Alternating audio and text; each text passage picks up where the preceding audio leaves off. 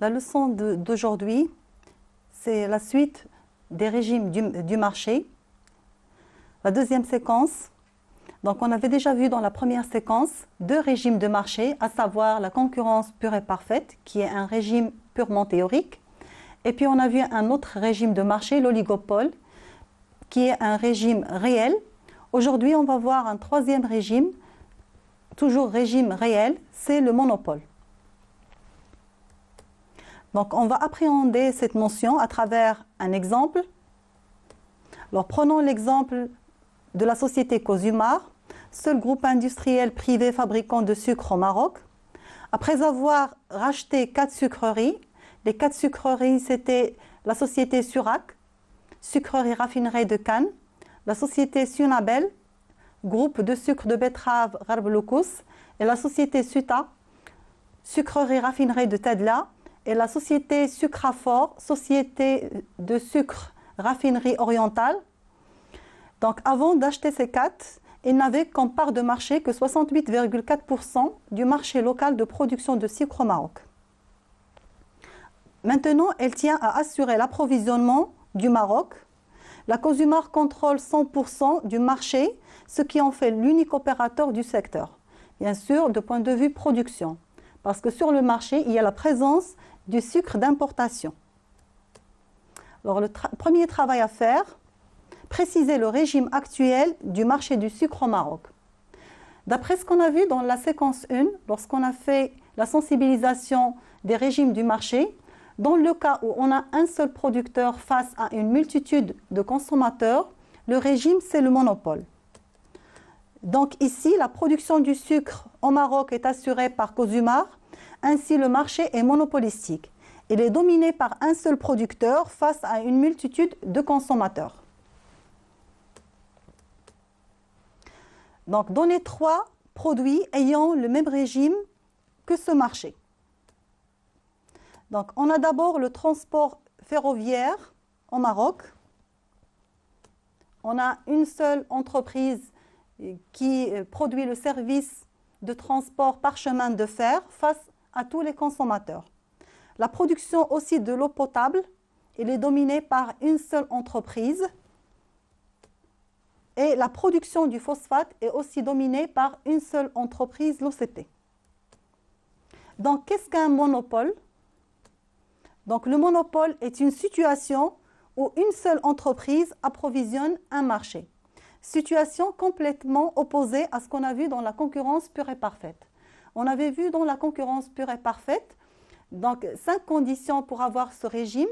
La première, c'était l'atomicité du marché, c'est-à-dire qu'il y a présence d'une multitude de producteurs de telle sorte qu'aucun n'a un pouvoir sur le marché. Le monopoleur détermine le prix auquel il vend sa production, donc il est faiseur de prix. Là aussi, c'est complètement opposé au marché de concurrence pure et parfaite, où le prix est déterminé par le marché et toute entreprise qui est opérée sur ce marché-là était preneuse de prix. Ici, le monopoleur, c'est lui qui décide du prix et donc il est faiseur de prix.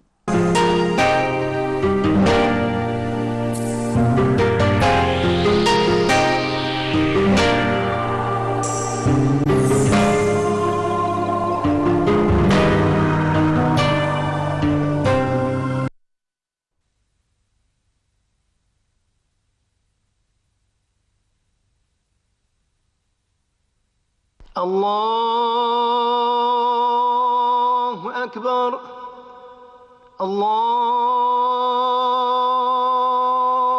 أكبر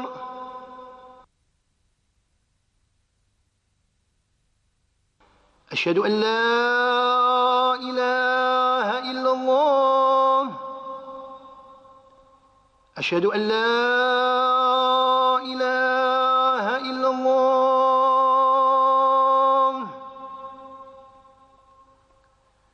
أشهد أن محمد رسول الله أشهد أن محمد رسول الله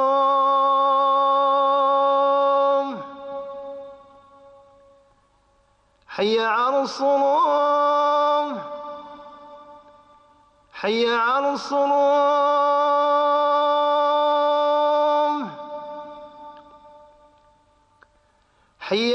الفلاح حي على الفلاح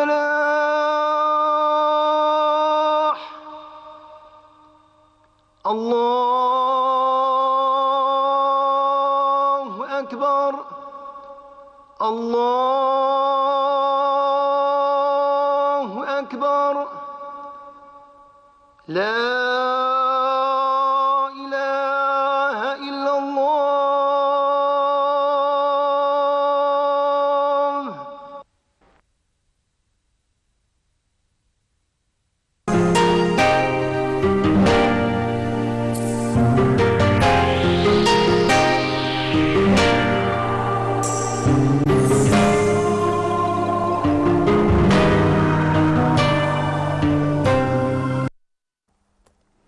Alors, comment se détermine le prix sur le marché de monopole, puisqu'on a dit que c'est le monopoleur qui décide du prix. Alors, on va prendre un exemple. La société Cosumar lance un nouveau produit, le sucre diététique. Sa commercialisation a nécessité une étude de marché dont les données sont représentées dans le tableau ci-après. Alors, j'ai un tableau où j'ai d'abord le prix en dirhams, la quantité commercialisée en kilogrammes ou produit en kilogrammes, le coût total de cette quantité produite. Et j'ai d'autres colonnes à remplir, la recette totale, la recette marginale, le coût moyen, le coût marginal et le profit total. Alors j'ai par exemple, quand la quantité produite est de 10 000 kg, le prix proposé par l'entreprise est 9,5 dirhams le kilogramme. Combien a coûté cette production? Il a coûté 30 000 dirhams. Donc, quand la quantité produite passe à 20 000 kg, l'entreprise décide de baisser le prix et de vendre à 9 dirhams seulement. Alors, plus l'entreprise produit des quantités élevées, plus elle réalise des économies d'échelle et elle peut réduire son prix. Et on voit en bas que lorsque la quantité produite passe à 90 000 kg, elle propose un prix de 5,5 dirhams le kilogramme. Alors, travail à faire. Complétez le tableau ci-dessus. Donc, rappel. On va rappeler les formules qu'on a vues précédemment dans la séance 1. Le coût moyen, c'est le coût total sur quantité. Le coût marginal, c'est la variation du coût total sur la variation de la quantité. La recette totale, c'est le prix fois la quantité. Ici, contrairement à ce qu'on avait vu dans le régime de concurrence pure et parfaite, on ne va pas prendre le prix du marché. Le prix, il est décidé par l'entreprise comme on avait vu dans le tableau. Et face à chaque quantité, on va trouver un prix déterminé. Le profit total, c'est la recette totale moins le coût total.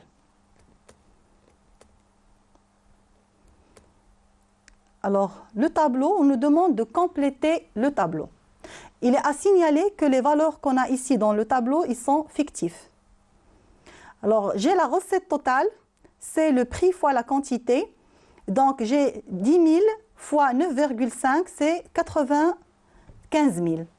20 000 fois 9, c'est 180 000, ainsi de suite. Alors, pour la recette marginale, c'est la variation de la recette totale sur la variation des quantités. Donc, c'est 180 000 moins 95 000 sur 20 000 moins 10 000. Et ça va nous donner 8,5. Donc, pour la troisième ligne, 255 000 moins 180 000 sur 10 000, ça va nous donner 7,5.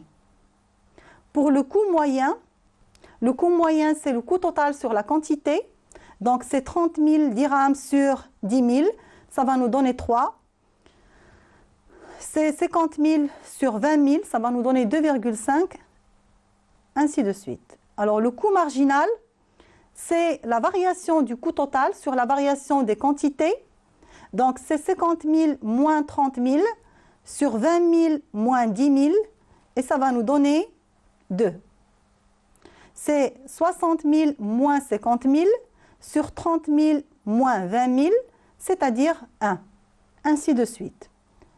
Alors, enfin, le profit total, c'est la recette totale moins le coût total. Recette totale, c'est 95 000 moins le coût total 30 000 et ça va nous donner 65 000. La deuxième recette totale, 180 000 moins le deuxième coût total, 50 000, ça va nous donner un profit total de 130 000. Alors le deuxième travail à faire, on nous demande de déterminer, à partir du tableau qu'on vient de compléter, la quantité commercialisable qui maximise le profit de l'entreprise, sachant qu'elle est obtenue lorsque la recette marginale égale le coût marginal. Donc dans la séquence 1, lorsqu'on a fait l'équilibre sur le marché de concurrence pure et parfaite, donc la quantité optimale était obtenue lorsque le prix du marché est égal au coût marginal. Ici, c'est la recette marginale qui est égale au coût marginal. Donc on revient à notre tableau. Et on essaye de voir où on a l'égalité entre la recette marginale et le coût marginal. On constate que la recette marginale 4,5 et le coût marginal 4,5, on l'obtient pour la quantité 60 000 et qui va nous donner un profit maximum de 271 000 à un prix de 7. Donc dans ce tableau, on constate dans la ligne où j'ai la recette marginale égale le coût marginal, un résultat ou un profit total de 271 000. Dans la ligne qui précède, on avait aussi le même résultat, 271 000. Mais si je prends la recette marginale de la ligne précédente, je trouve qu'elle est égale à 5,5. Donc la recette marginale ici, elle est encore supérieure au coût marginal, c'est-à-dire au coût de l'unité supplémentaire qu'on produit. Donc ici, le producteur a encore intérêt à produire plus, puisqu'il réalise encore des gains. Donc il s'arrêtera au point où il aura le coût d'une unité supplémentaire produite est égal à la recette marginale réalisée par cette unité. Donc la quantité optimale s'élève à 60 000 kg parce qu'à ce niveau, le profit est maximum 271 000. L'unité supplémentaire produite rapporte exactement ce qu'elle coûte. Donc finalement, la quantité optimale est obtenue lorsque la recette marginale est égale au coût marginal. Alors, travail à faire numéro 3, on nous demande de déduire le prix de vente unitaire qui maximise le profit. Alors, à quel prix le producteur va vendre cette quantité de 60 000 kg? Donc, il va la vendre à 7 dirhams le kilogramme. Alors, représenter graphiquement les droites de recette moyenne, de recette marginale, les courbes de coût moyen et de coût marginal. Et on nous demande enfin de mettre en évidence la zone du profit maximal. Bien, la zone du profit maximum. Donc, le graphique qu'on a devant nous présente les courbes de coût moyen, de coût marginal, de recette moyenne, de recette marginale. Donc, la première courbe qui est en marron, c'est la courbe du coût marginal. Donc, ils sont tracés dans un repère orthonormé comme tout à l'heure, où j'ai sur l'axe des X les quantités en milliers et sur l'axe des Y la recette marginale, la recette moyenne, le coût moyen et le coût marginal. Alors, je dois tracer par la suite la recette marginale. La recette marginale, c'est la droite en mauve. Alors, le point d'intersection entre les deux, c'est-à-dire recette marginale égale coût marginal, c'est ce point. Si on le projette sur l'axe des quantités, il va nous donner la quantité optimale, la quantité qui va donner le maximum de profit à notre producteur. Alors, cette intersection, donc, il faut la projeter sur la courbe du coût moyen. Donc, il faut tracer la courbe du coût moyen, c'est celle qui est en vert. Il faut tracer aussi la courbe de recette moyenne qui est en rouge. Alors, si je prends ce point d'intersection, recette marginale égale coût marginal, et je le projette sur la recette moyenne, il va me donner le point B. La projection du point B sur l'axe des Y va me donner le point A qui correspond à la recette moyenne qui correspond à la quantité optimale. Si je prends toujours le point d'intersection entre coût marginal et recette marginale et je le projette sur le coût moyen, ça va me donner le point C. Si je prends le point C et je le projette sur l'axe des Y, il va me donner le point D. Et donc le point D, c'est le coût moyen correspondant à la quantité optimale, est égal à 2,5. Alors la zone en rouge, c'est la zone de profit total. Elle est matérialisée par le rectangle ABCD. Donc la situation optimale est déterminée graphiquement par l'intersection de la droite de recette marginale et la courbe du coût marginal. La projection de cette intersection sur l'axe des quantités détermine la quantité optimale qui permet la réalisation du profit maximum. Quantité optimale 60 000 kg, profit moyen, c'est recette moyenne moins coût moyen égale 4,5 dirhams. Donc le profit maximum, c'est quantité optimale fois le profit moyen, est égal à 271 000 dirhams. Alors remarque, donc une entreprise qui est seule sur un marché peut donc fixer elle-même son prix. Donc on a vu que le monopoleur, il est seul sur le marché. Donc est-ce qu'il sera tenté à fixer n'importe quel prix? Est-ce qu'il peut augmenter indéfiniment le prix? Non. Donc il y a une limite au pouvoir de monopoleur. Le monopoleur, il a la limite la plus importante, c'est la demande du consommateur. On sait que la demande du consommateur baisse lorsque le prix augmente. On a déjà vu ça dans le chapitre 1, le marché. C'est ce qu'on appelle la loi de la demande. Donc s'il veut écouler les marchandises qu'il produit, il est obligé de tenir compte du budget du consommateur. Alors on passe maintenant au quatrième et dernier régime de marché qu'on va voir aujourd'hui, c'est la concurrence monopolistique. On va partir d'un exemple. On va prendre une structure du marché proche de la concurrence monopolistique, c'est le marché de vêtements. Alors, sur ce marché de vêtements, il existe une multitude de produits qui se ressemblent, mais qui sont pourtant très différents. Alors, qu'est-ce qu'un marché monopolistique? Qu'est-ce qu'un marché de concurrence monopolistique? La concurrence monopolistique ou imparfaite est une forme d'organisation du marché où on a un grand nombre d'entreprises qui vendent des produits qui se ressemblent beaucoup, mais qui sont cependant différents. Alors, chaque entreprise va essayer de différencier son produit de celui des concurrents. Donc, critères de différenciation. La différenciation rend les produits hétérogènes, bien qu'ils soient sur un même marché. Alors, on est toujours dans le marché de vêtements, mais chaque entreprise qui opère sur ce marché va essayer de faire des différences sur ses produits pour les rendre différents de ceux des concurrents, de manière à attirer le maximum de clients. Alors, cette différenciation peut prendre plusieurs formes. Alors, on peut avoir une différenciation objective du produit. Par exemple, l'entreprise va jouer sur les couleurs, sur l'esthétique, sur le design, sur la résistance du produit, de manière à rendre son produit plus attrayant. On peut différencier nos produits, mais on se base sur des critères subjectifs, tels que, par exemple, on essaie de rendre l'image du produit la meilleure dans l'esprit du consommateur. On essaie de convaincre ce consommateur que notre produit est le meilleur sur le marché. On peut lui assigner une marque, par exemple. On peut faire beaucoup de publicité, etc.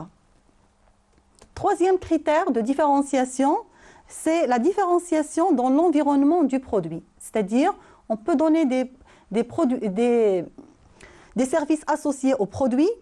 On peut jouer par les services après-vente. On peut donc attirer le client par le sourire de la marchande ou bien par l'état du magasin, etc. Alors, remarque, la concurrence monopolistique est une structure hybride entre la concurrence et le monopole. Alors, que veut dire ceci? Donc, cela veut dire que dans la concurrence monopolistique ou bien la concurrence imparfaite, on trouve des éléments qui appartiennent au monopole et des éléments qui appartiennent à la concurrence. Alors, quels sont les éléments qui appartiennent donc au régime de concurrence? Bien sûr, quand je dis régime de concurrence pure et parfaite qu'on a déjà vu.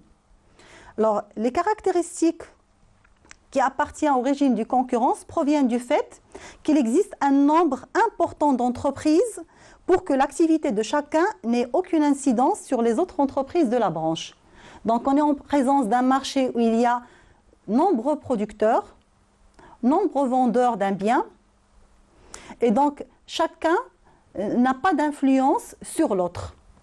Donc, la partie ou bien l'élément qui vient du monopole provient du fait que chaque entreprise va essayer de différencier ses produits de ceux des concurrents de telle sorte qu'elle le rend unique. Ce produit, il n'existe pas chez les autres. Il lui ajoute des attributs donc pour le rendre attrayant, même s'il est en apparence identique à celui des concurrents. Et de ce fait-là, c'est comme si elle est une entreprise qui est en situation de monopole. Donc, elle peut un petit peu élever les prix par rapport aux autres entreprises parce qu'il sait que le client va venir acheter puisque son produit est différent. Alors, en résumé, on vient de voir le chapitre régime des marchés. On a vu deux régimes théoriques et deux régimes réels. Les deux régimes théoriques, c'est le régime de concurrence pure et parfaite et le régime de monopole. Les deux régimes qui sont réels, on a vu l'oligopole et la concurrence monopolistique. Pourquoi ils sont réels? Parce qu'on les rencontre réellement dans la réalité. Donc, le classement qu'on vient de faire, elle est en fonction du nombre d'acheteurs et du nombre de vendeurs. Chers élèves, la séance est terminée. On se rencontrera dans une nouvelle leçon.